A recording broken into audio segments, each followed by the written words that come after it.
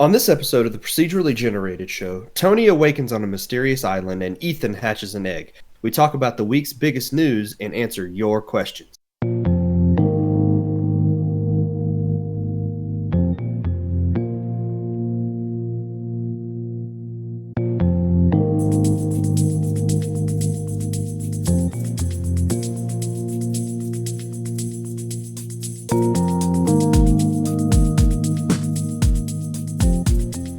Well, howdy, everybody. Welcome to the Procedurally Generated Show. I'm your host, Tony, and joining me this week, we've got Ethan. Hey. Well, what's going on? We are wasting time doing a podcast when I could be playing more Zelda.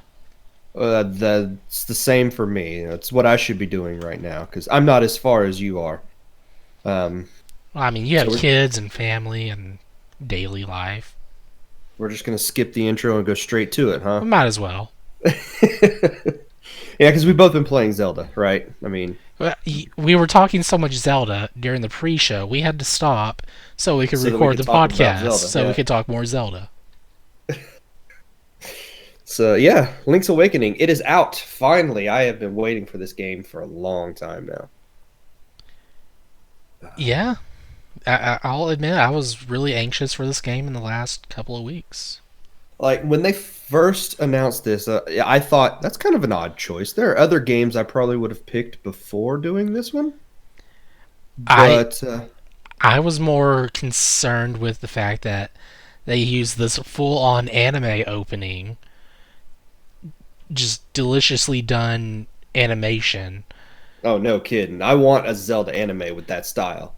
And so I was thinking, okay, we're either getting some sort of, this is the Netflix thing that people have been talking about for a while, or they're going to show us a brand new Zelda game of some kind, and this is the opening animation. Which would have been so strange, just coming off of Breath of the Wild to just jump right into a new Zelda game. I wouldn't have said it was strange. I would have said it's really awesome. Well, and then they go from that animation into the actual game of where it's all toy looking, and it's like, this you know is what? Probably I'm not even mad. I'm perfectly fine with this. It's probably the biggest, difference from an intro in a game to the actual gameplay footage itself. I don't think there's ever been any other game that has been like, you know what, here's this amazing looking anime thing that makes you just want to watch a Zelda show. And the cover, now here's your toy box. The cover art of Mega Man to actually play in the game. That's true. Okay, yeah. So there is that. Oh man. But I'm glad they did this one, because it is the sort of most bizarre Zelda game, because there's no references to Zelda outside of the first line of the game. It mentions her, and then I don't think she's mentioned again. Yeah, but that is intentionally done, because this was not. Well, yeah. This was just a little pet project that developers at Nintendo were working on. Yeah. Originally for the Game Boy, to see if they could make a Zelda-esque game that's a full-blown Zelda game for the Game Boy. And then it kind of just evolved, or not evolved. It just kind of stayed Zelda without Zelda. And then they started throwing in all this fever dream stuff with, like, how many Mario characters can we throw into a Zelda game and get away with it? The answer is a lot, apparently. Even more in this one. That's true. True, there are. But yeah, I mean, this game is so, no bones about it, this game is so good. Like, this is probably the best way to remake a game from the Game Boy era for modern systems. I love how it looks. It's using that same kind of graphics that you would see from that Wii game or Wii U game.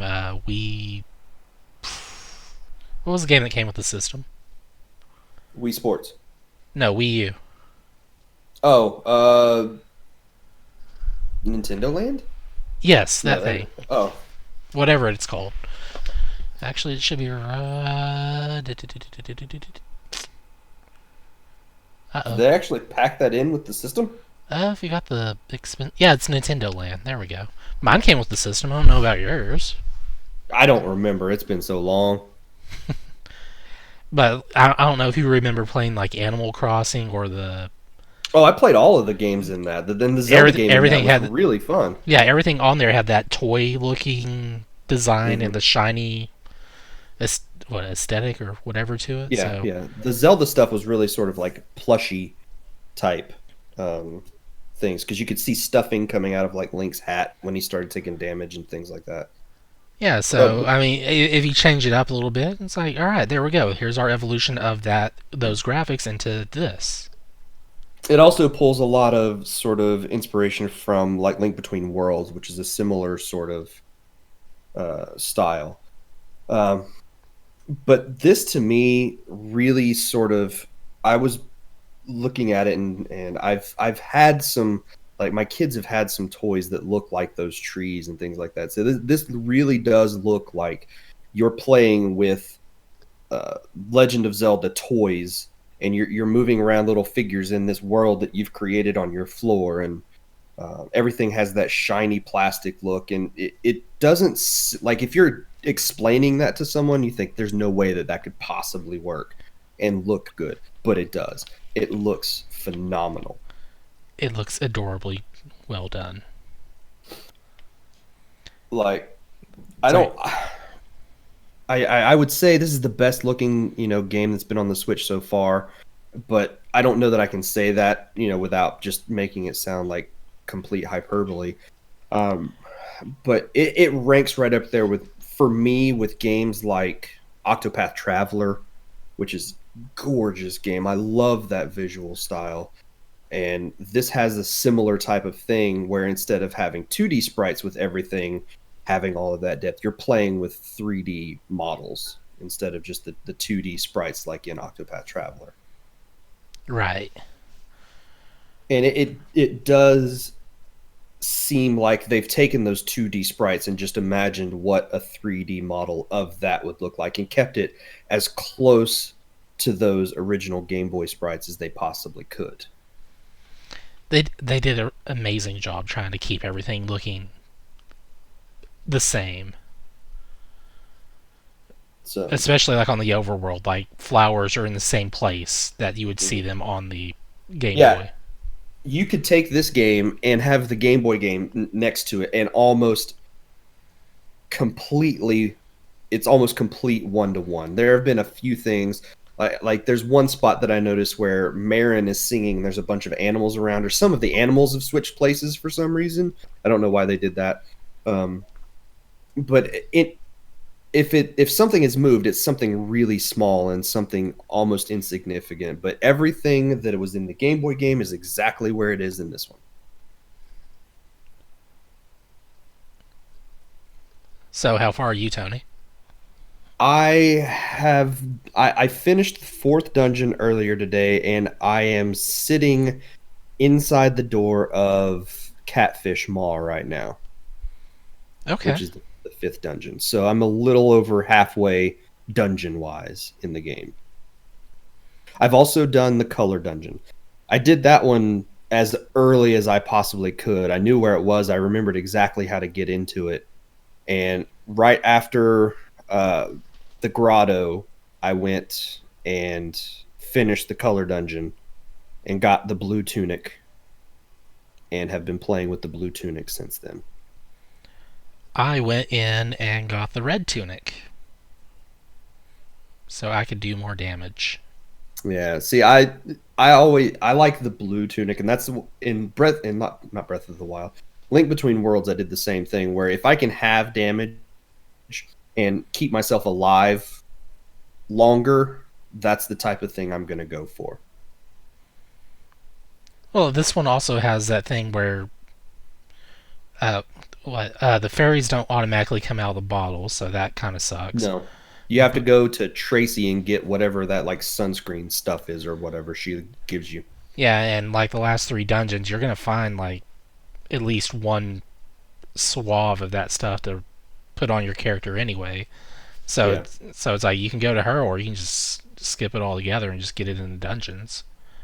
Because then if you get in the if you already have it and you find it in the chest, it's like, well, I've already got this, so I'm just gonna put it back. Hmm. So then you could come back if you need it and get it again. Right. So you're a lot further than me, though. I think you're pretty close to the end of the game, right? I am actually in the eighth dungeon on there right now. Okay. I have 4 chests left to open. 5 if you count the one that's got the recovery stuff that we were just talking about in there.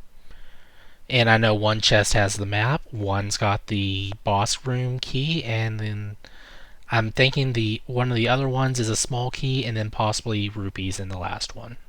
Yeah. So I'm technically done with the last dungeon. I already know what's what or what's where. It's just Yeah. getting there and doing it. Yeah. So it won't take you very long to finish that. Nah. And then I get to go after the nightmares and wake up the windfish. There you go. Spoiler. How long does it take? I think you know where you're getting to from the very beginning of the game. I think people know you got to go wake the windfish. You get to fight that SNES Ganondorf in there. Hey, hey. So how long do you think it's taken you probably? Because I know on the Game Boy it probably takes between 9 and 10 hours for someone who knows what they're doing. It's started yesterday after work. Let's see, 4 hours, and then I've pretty much played it since. I've probably put 12 hours into it, That's not bad. and it's been a long while since I played, so I spent probably an hour or two being lost, and then another hour grinding rupees in the crane game at the very start of the game. Oh yeah. Yeah, I Yeah, did a little bit. I did a little bit of that too because I think after the third dungeon, I wanted to go grab the bow. I had the bow before I even went into the first dungeon. Really? Yes. I treated it just like I did Link Between Worlds, where it's like, I'm going to buy everything from the shop and fully own them before I even do the first dungeon. And that's what I Probably a did. good idea. Yeah. I just didn't want to have to go through all of that grinding for rupees, so I Well, tried to save as much as I could as I was playing. I decided to make it easy on myself by multitasking. So I had Disenchantment on on Netflix. Mhm. Season 2 just came out yesterday as of this recording. So Friday. So I watched that while I was making money on Zelda. There you go. And I'm grabbing that 50 rupee every time is super easy to do. Yeah, you get kind of in a rhythm. It took me a while because it's the first one of the first things I did in the game was tried to go get the heart piece out of the crane game, get the Yoshi doll so I could get the trading sequence started. And it took me a little bit to get used to the speed of the crane because it's different in this than it is in the Game Boy version of the game. And so with the Game Boy version, I can get that Yoshi doll one try every time. Well, yeah, it's just sitting in the middle of the thing. It's easy to do. It's not even on the crane. And with this, it took me like 5 tries to get that Yoshi doll the first time. So I have since figured out the speed of the crane and can pretty much get whatever I want whenever I want it now. But it took a few tries to really get that timing down. I had more trouble trying to grab the unique items like can I even do we even want to mention those on the show? Uh,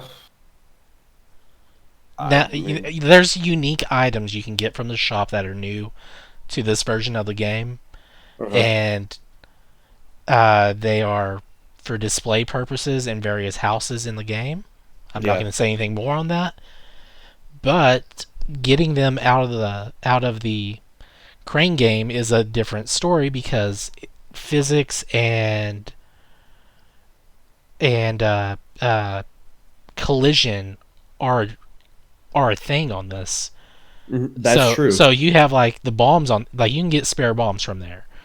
So that's going to roll around if you touch it with the crane. So it's going to move, and And then if the crane closes, it's going to bounce around inside the claws. You can see it moving around.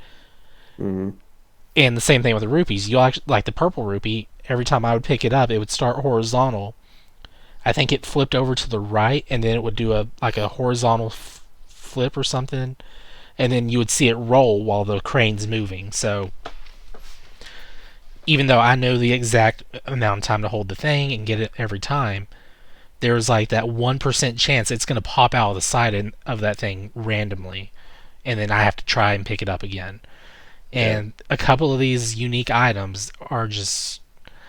I think I spent 100 rupees just grabbing one earlier today because it just would not pick up. Like, Yeah. it would There pick was it up and one. it would just fall out every time.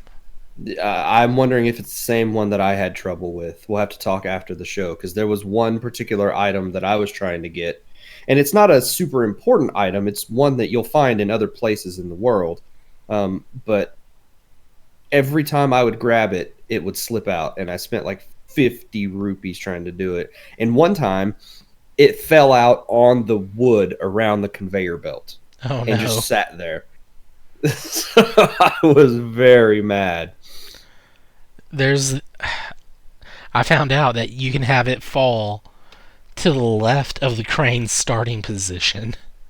Really? Yeah, so you can actually get locked out of even trying to get the item you've gotten because it'll bounce out over there. Yeah, I haven't seen that happen yet. I was I'd be fortunate enough that it was really close mad. enough to the conveyor belt in the background that it kind of slowly got moved over and eventually just it was in the perfect spot, so I grabbed it real quick and got out. Mhm. No. Wow. So, I guess the biggest thing that people have been talking about with this game, other than the fact that it's just a very, very good remake of a Game Boy game, are some of the performance issues because it's not perfect. Um, but I think this is Grezzo, who is the developer who did the port or the remake of this. Mm-hmm. This is their first HD game. I had seen somebody mention that. I haven't gone in to verify that, but I wouldn't be surprised. Uh, so for their first HD game, it looks they did a great job for their first. If this HD game, I can't wait to see what they do after this. Um, Yeah, they but there actually are did a really good job for a first HD game. some frame rate issues that people are running into, and this has been something that who got early copies of the game have been talking about, and people on Twitter now that the game is out have been mentioning this. It's not something I have personally seen outside of one place, and that's that the frame rate drops in spots. A lot of people are noticing it. Like I think you have said, this Mm-hmm. has happened to you when the game is loading in new assets because or loading in new zones because the world is completely, you know, The entire light engine uses like what was it called in that in that video? What's like indirect lighting or something where like light hits a surface and reflects off and you get that effect from that. yeah, So that's part of the slowdown in most of the areas that I'm seeing. But then you have like your water effects in like in the grotto. That's really what slows down the gameplay. But I mean, other than the fact that it's noticeable, it's not. it's not affecting gameplay in any way. Like give it 3 seconds and you're back to full speed, and by that point you're out off the edge of that area and in the thick of the combat zone. So nothing to worry about anyway. So And see, a lot of people are saying that this is happening every few minutes for them, and they notice it, and I don't see it at all. Like not once outside of the grotto, which is the one place that I've seen it. Once I step in the water there in the grotto, frame rate just it drops. It cuts in half, and I know while I'm in the water, the second I move out of the water and I'm back on land, it pops back up to 60, and I don't notice it anymore. yeah, but you also move slower in water to begin with. That's true. So And I've seen a I'm just really curious how much that is your frame rate's actually dropping versus you just seeing yourself going slower. Yeah. Well, it's not just me. I'm also seeing some of the other, characters on the screen when they, like when the fish jump out of the water. You can Right. tell that they're not moving quite as smoothly. when I'm in the water versus when I'm standing on land.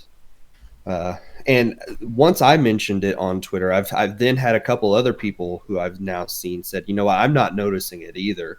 So it's really sort of hit or miss, I think, or uh, different people are perceptive of these significant frame rate drops in different ways, and it's not something that I notice. Yeah, Uh, I'm thinking like Jason. He's not going to notice it at all. so, and other people I've seen have said it's super distracting. Every few minutes, I'm seeing the frame rate dip, and I can tell, and it's happening very regularly, especially in the overworld. Not as much, it seems, in the dungeons for people, but in the overworld, it's happening for a lot of people. And I don't. Yeah, the dungeons can be. It doesn't seem to happen because they're just a solid Yeah, they're pretty zone. self-contained. Yeah, like maybe in like the last dungeon where you're going from uh, an area full of lava with the lighting change to an Hmm. area without it, where it's back to just cave. So Yeah. you And might see it regardless, there, but I don't recall seeing any of that in the current, the last dungeon I'm in right now. and even with the people, most of the people who are seeing the frame rate issues, they're saying it's not anything that affects gameplay. I notice it, but it doesn't change the fact that I'm enjoying the game, all the time. So, uh, and I don't know if there's any other issues. That's the only thing I've seen people really talking about is frame rate. So I don't know if there have been other things that some people are seeing, but the general consensus that I've seen from the internet is that the game is being very positively received by just about everybody. Yeah, it's a very welcome Zelda game, So especially for people who just really want that nostalgia feel, I yeah, guess. And newcomers getting to experience the stuff we had on Game Boy back in the day.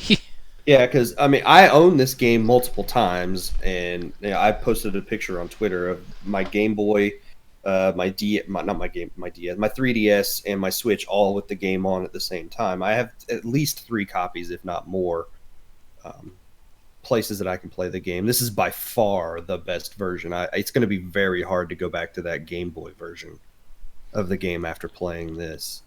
Um, It'll be a little hard, but I mean, I'm still a huge fan of the Game Boy well, yeah, games because it's those. not like. Go ahead. I really love the design of the three Game Boy games because it's just so different compared Yeah, to like original Zelda and Super Nintendo, yeah. where these maintain the same looking Link, and you just get all these items to equip, but you're limited to two buttons. It's just I really enjoy that for some reason. Yeah. I do really like the inventory management this time around compared to the Game Boy version of the It game. is done really well. I do have one problem: Okay, what is that? the feather. Really? It just needs to have its own button. That's all I want. Yeah, that could have been mapped to the A button outside of selecting things because the A button doesn't do anything other than interacting with other items. So I think they maybe could have mapped Rock's Feather to the A button. Um, They could have even mapped it to like R2 or something on there, that's true. or whatever that button is, because I don't know what that is because I played ZR, ZR. ZR. Thank you, Uh, because you have R and ZR for your shield, and it's like yeah, okay, two buttons for shield. That's interesting. yeah, and the Pegasus boots are mapped to both of the left shoulder buttons. So yeah, I could see them doing that. That would have been okay. Uh, the better thing to do would have just been to make it something automatic and it just happens. But No, you know, I like controlling my jumps. okay. Because we've had so many games in the past where Link would just automatically jump if you hit a gap. They could have done it with this, but that would have sort of taken away the purpose of having the Rock's Feather, I guess. Um, At but yeah. least we don't have a stamina meter, right? Oh, no kidding. No kidding.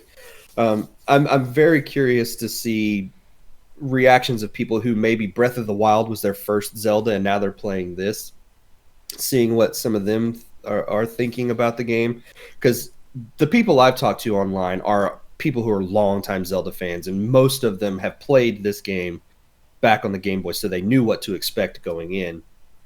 I'd be really curious to see what some people think about this, going from the huge, you know, sprawling world of Breath of the Wild to the much more compact and smaller version of the world here in Link's Awakening.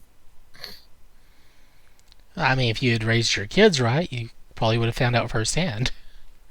Oh well, if nothing else, have seen me playing other Zelda games before, so they knew.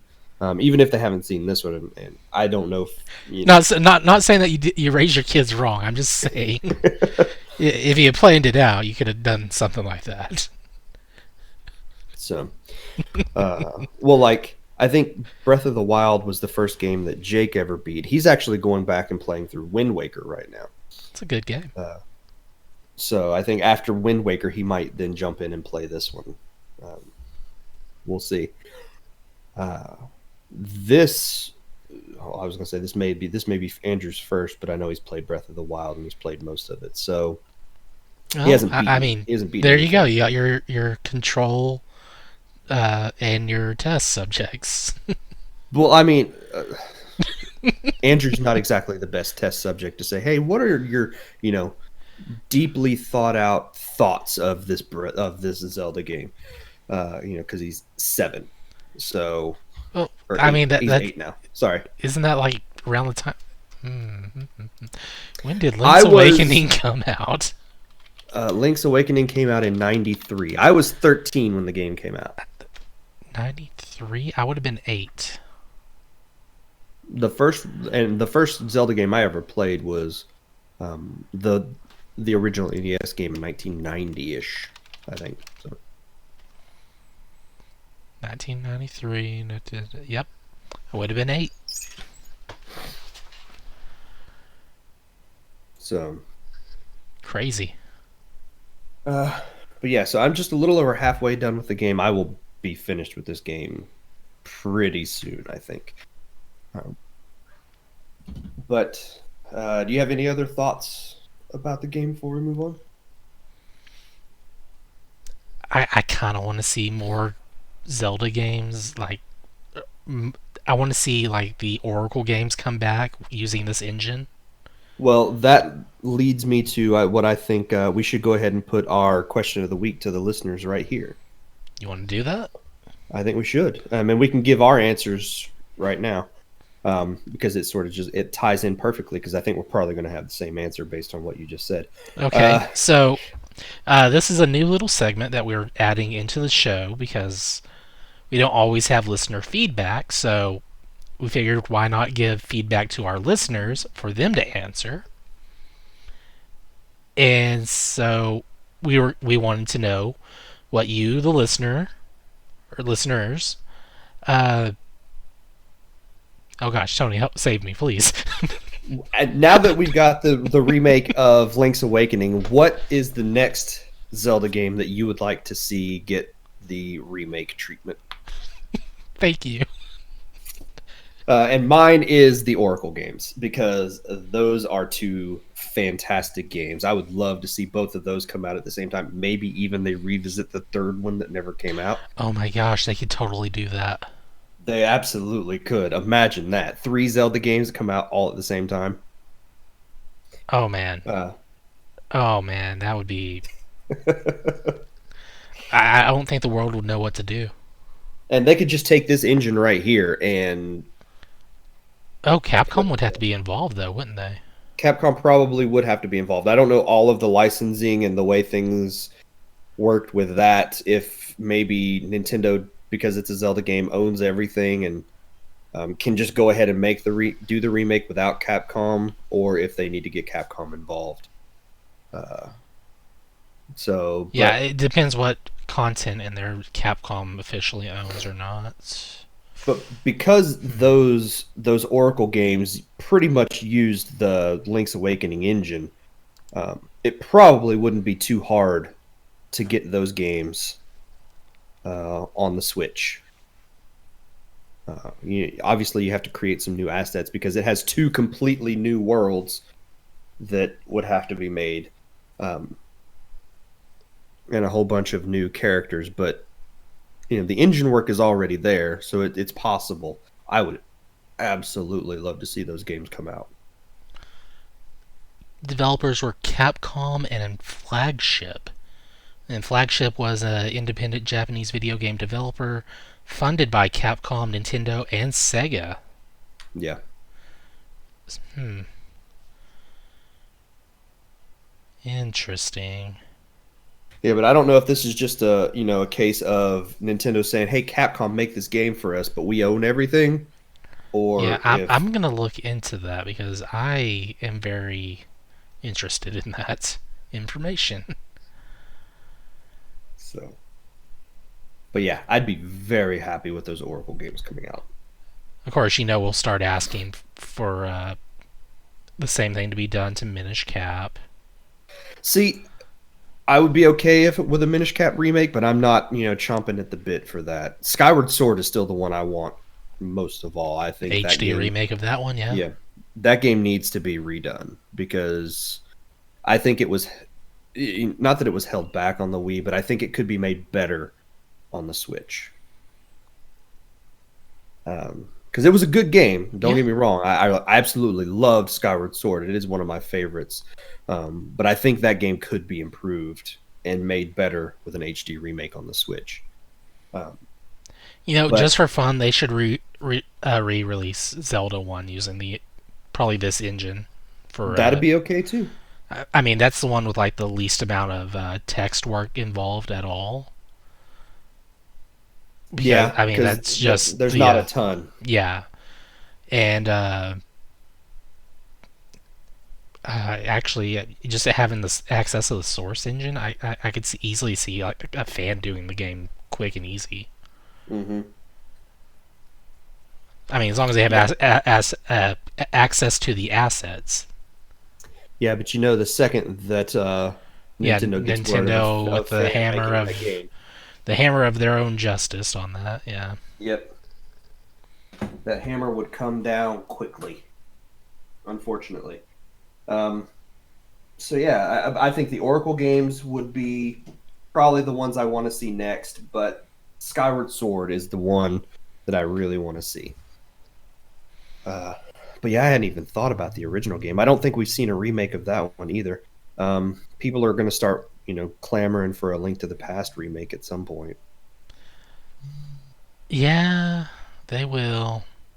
because And then while we'll have to get the new Link amiibo with the pink hair.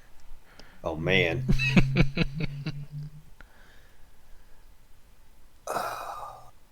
the only one I don't care at all would be Zelda 2. Like I that game could just never see the light of day again, and I'd be perfectly I happy would with it. love to see a remake of that done in just a different way compared to how they've done other games. Like they've done HD releases. Then we have this one right now where it's just a complete love letter to the old one. If that's Hmm. almost shot for shot remake of it. Yeah, What I want to see is like just a complete reimagining of what Zelda 2 was. It, I'd like go give that a shot. go more in on the RPG aspect that it has on there for the leveling and all that, and just introduce better magic and equipment that can be used outside of the start menu and outside of the specific like one or two areas it's possibly needed. Maybe even go all in on the multiple character stuff that they wanted to do originally. I Okay. don't know. It's just a thought. I mean, obviously, I think the next Zelda game we're going to get is going to be whatever Breath of the Wild 2 is. Uh, Yeah, I like, mean that should be their focus right now since this one's already done. yeah. And I imagine a good portion of the funds for this game are going towards that one if it's needing the funding still, which I doubt. No, I think Nintendo has enough money to make Breath of the Wild 2 without having to make smaller games like this. I guess we should touch on before we stop though the chamber dungeons. I haven't messed with it. Have you done anything with the chamber dungeons? I bought 2 stones and found another one somewhere, and Dompe gave me stuff. Yeah. So I think you can access the chamber dungeons after the second dungeon. After you finish the grotto, you can then go in and start to work on Dompe's chamber dungeons. I have done the first one, and that is it. Well, I guess it's not technically true. I did the first one, finished it completely, where they just basically teaches you how to do the chamber dungeons, and then created a layout for a second one, but haven't gone in and actually completed that dungeon yet. So I need to go actually run through that dungeon. It's pretty basic. There's not a ton to it. Don't think of this as anything like Super Mario Maker level complexity or anything like that. It literally is, you have a pre-made set of tiles that you get from Dompe, and you can go in and arrange those tiles, and it's just the rooms from the dungeons you've already completed. And then, of course, like Ethan said, you can find some around the world that you can then add into your into the chamber dungeons. I do know you can unlock more things by using your amiibos. Yeah, I haven't tried that either. So I did that with the toy Link looking thing amiibo. I was like, okay. I didn't do anything else other than that. So yeah. Yeah, because I know there are rewards for completing, different parts of the chamber dungeon stuff. The end reward is apparently pretty lackluster, I guess a lot of people are saying. I don't care. Like, I'm not going to be playing the game for. I wasn't expecting an overpowering, awesome gameplay item for completing the chamber dungeons. It was just like a bonus, fun little thing to do in the game. So. But overall, it's a fun little addition, but it's not something that I think you're gonna possibly spend a lot of time on. Yeah, I mean, it'd probably be worth spending more time on if there was like a way to share it with your friends easily, but there's not, because you have to physically grab an amiibo, register it on there, and then take that amiibo to your friend's house and be like, here, play my dungeon. You throw it in their face and say, do it now, and then they're like, but I'm in the middle, and you're like, I don't care, and then they do it, and then and then it's just, they're like, yeah, that was an easy dungeon, you could do better, and you're like, well, crap. Yeah, and because there's not a lot of customization, it's not like you can do a lot of interesting things like you could do in a Mario Maker style game with this. You've played all of these rooms in these dungeons before. This is just a remix of those rooms, basically. So, yep. But yeah, so overall, I think the game is fantastic. I am very, very glad that this came out and that I have a copy of it because I have been enjoying it.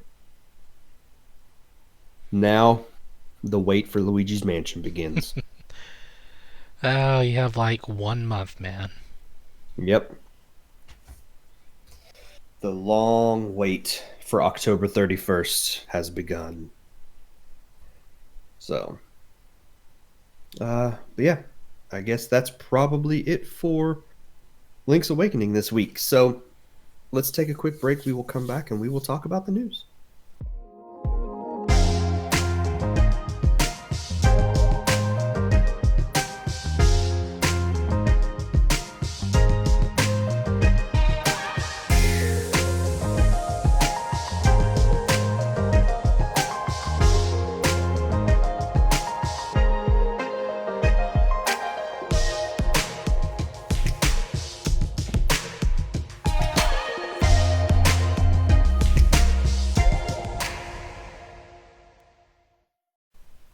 Valve is in the news again this week, Ethan.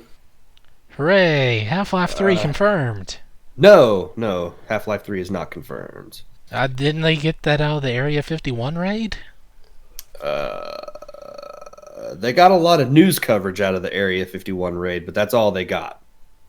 Nobody actually made it into Area 51. Aw. So they basically just had a giant party in the desert is all they did. So it was like Burning Man without all the drugs, I think. uh, so That that is like the probably the best description of that, and they were still equally as weird. no, Valve is in the news. By the way, I think Half-Life 3 is about to take the crown for like the longest vaporware from Duke Nukem. It's been like 14 years or something since that game was announced, and it hasn't seen the light of day. So there's that. But no, a court in France has ruled that Steam users have the right to resell their games.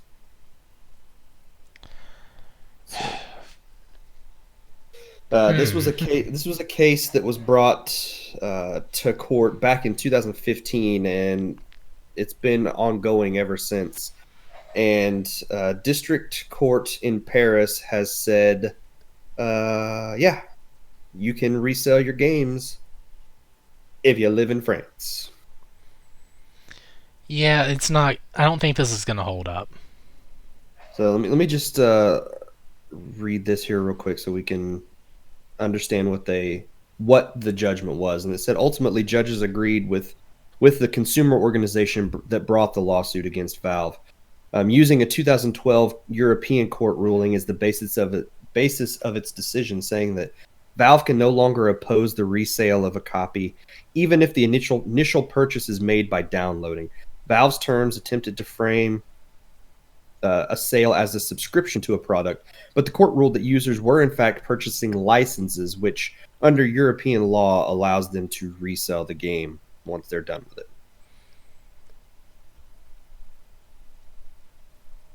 So, wow.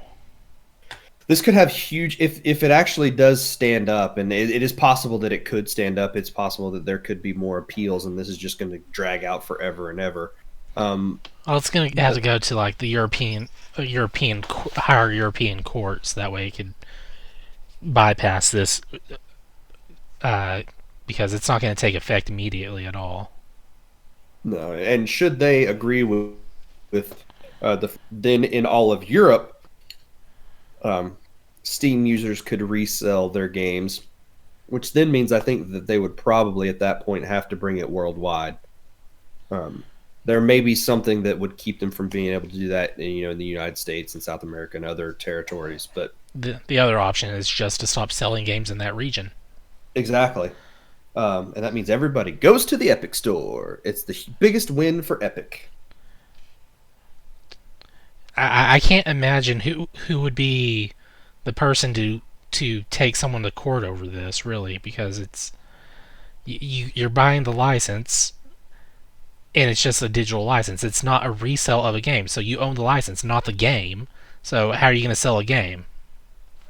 Well, according to France, you can sell that license to another, basically, Yeah. and you would then lose access to the game, but that person would gain access to the game. My thinking is, why would you ever want to buy a used digital copy when Steam especially has so many sales that you can buy the game for pennies on the dollar in a lot of opportunities. So they can turn around and sell their $1 copy of GTA 5 for $20 or $50 later on, after the sale's over. There is that. I hadn't thought of that. So yeah, it's going to be interesting to see what happens with this. I do like that, now should you download a game and you play it for like an hour or two and you decide you really don't like it, you can actually get a refund on that. I don't know what I think about going as far as selling my computer games to another person, though. Are we sure that France isn't where G2A is located at? I don't pay attention to G2A at all, so Uh, I don't know had to anything bring them about up somehow for this, right? it. So it's definitely something we're going to have to keep an eye on and see what happens and what the fallout is from this, and what the half-life of that fallout is now. Ah. That was a bad joke.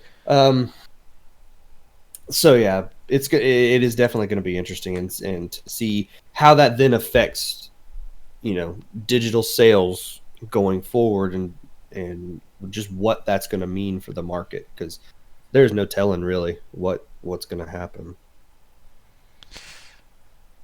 Well, I imagine nothing's going to change after Valve takes it to, you know, a higher court level thing. Yeah. And then what they may do is find out some other way to change the wording on Oh yeah, their they'll definitely their change the sales wording, and everyone will have to agree to a new set of rules or whatever. yeah, they'll all have to skip through that EULA that nobody reads. So, all right. Yeah, so if anything else happens from that, we will definitely let you guys know.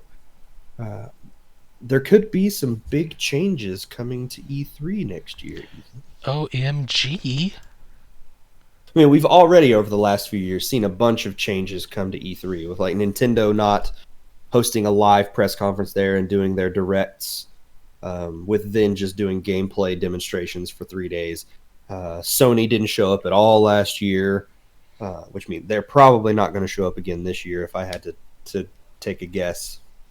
Maybe they do because they've got the PS5. That may change that and they want to show that off. I wonder how much they have to spend to do all that, though, because you're talking the conference, if they want to do that, and then floor show as well. Mm-hmm. Yeah, I don't know what the costs are for hosting any of that stuff. But E3 has seen or is talking about possibly their most radical rebrand ever. And going from a straight press event, which is pretty much what it's been over the years, they've sort of loosened that and have let fans come in and the general public come in, for a day or so during E3. But it's Right. primarily has been a press event that just happens to have some public access. I think it's because it got more and more popular over the years, Mm-hmm. to the point where people are wanting to see this live and everything more than just the conference stuff. They're wanting to see the show floors then too. So, and well, and that's what, like, a lot of gamers want to go and see. I mean, I've wanted to go to one for a number of years now. I have two, and have never been able to go. But recently, the ESA which is the Entertainment Software Association, the organization that runs E3, has proposed rebranding the show in 2020 and turning it into a fan and influencer. Say that one more time. A fan, media, and influencer festival. That doesn't roll off the tongue very well. It'll still be called E3, but instead of being a press show, it will then be this. Instead of being thing. the Electronic Entertainment Expo.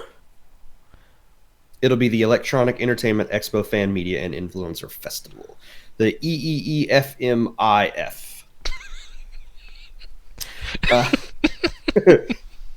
So, no, basically, it sounds like what they want to do is make this more consumer-focused rather than press-focused.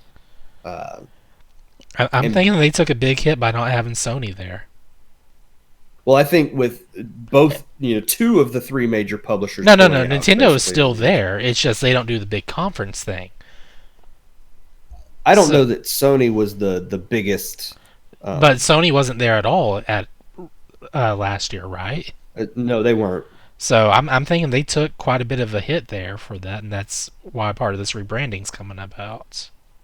So, But basically, this would turn this into more of like a PAX style uh, event, um, where the press would have some access and you'd have meetings and things like that. But this would be almost completely open to the public.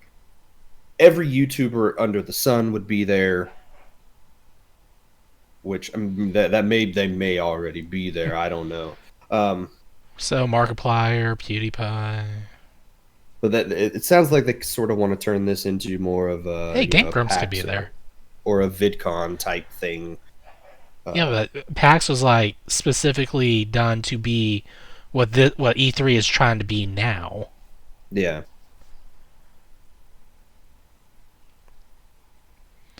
I don't know, because I mean, PAX happens like 3 times a year, maybe 4. I don't know. Yeah, there's PAX, PAX West, and PAX South still. I think they have the PAX Australia as well, don't they? Yes, they do. Ugh, crazy. So So yeah, E3's changing up. We'll see what happens with that. yeah, it will be interesting to see if they do go along with this, uh, how people's reactions to it are going to be. Because I'm very curious to see, because E3 is still, even with Sony not being there, Nintendo not doing their big press conference anymore, and a lot of those changes being made, E3 is still the one time of the year that I really look forward to getting a bunch of video game news all at the same time. Um, I wonder how this will affect that in any way. As long as it maintains the conference part where we get the majority of the news out at Yeah, the start, it'll probably stay the same. But it'll and be that may be the it'll be the case. same but different. It may not be, there may not be much of a difference if Microsoft is still doing their press conference, if Sony decides to come back and do a press conference, if Bethesda and EA and Ubisoft all do their press conferences, Nintendo still has their direct in June, the day of the beginning of E3. It may, to the general public, not look any different. Who knows? It's just that there's going to be more public access rather than just straight press access as it has been. Behind the scenes, there's more Fight Club, Maybe. And but we can't I'd talk be about okay. that. Like if we had Developer Fight Club, I'd buy that on pay-per-view.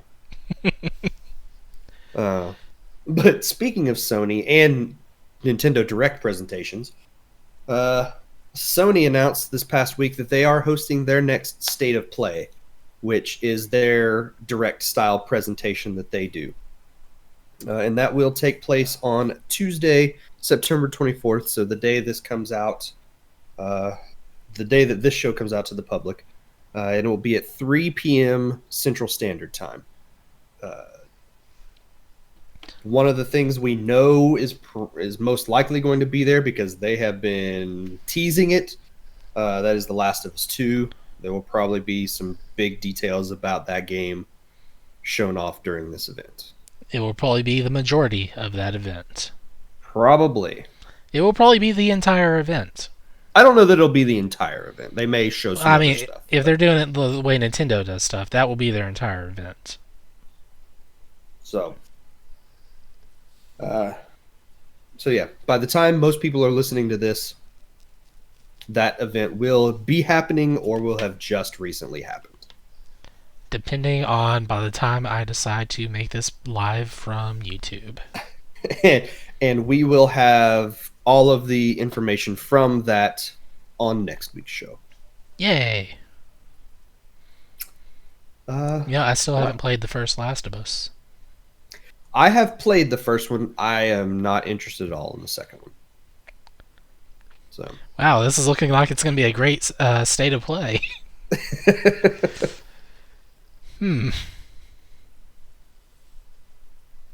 So there you go. But that will be the show for this week, Ethan. No way. So thank you for being here on the Zelda podcast. Well, I mean, yeah, it's great to be on the Zelda podcast. I mean, compared to the horrible Dragon Quest podcast we did. I think more people might be interested in the Zelda podcast than the Dragon Quest podcast, unfortunately. You gotta know your audience, man. That's true. What they really want is Dot Hack. Bullet Witch. There we go, Bullet Witch podcast. If you want to reach out to us, we have new ways to do so. You can email us at procedurallygeneratedent@gmail.com. If you like what we do, you can support us on Patreon by going to patreon.com/pgent. Patreon supporters get the video version of the podcast a day early. Follow us on Twitter at twitter.com/progenint. Check out our YouTube channel, and we still have that famous Facebook group where you can interact with us on a daily basis as well.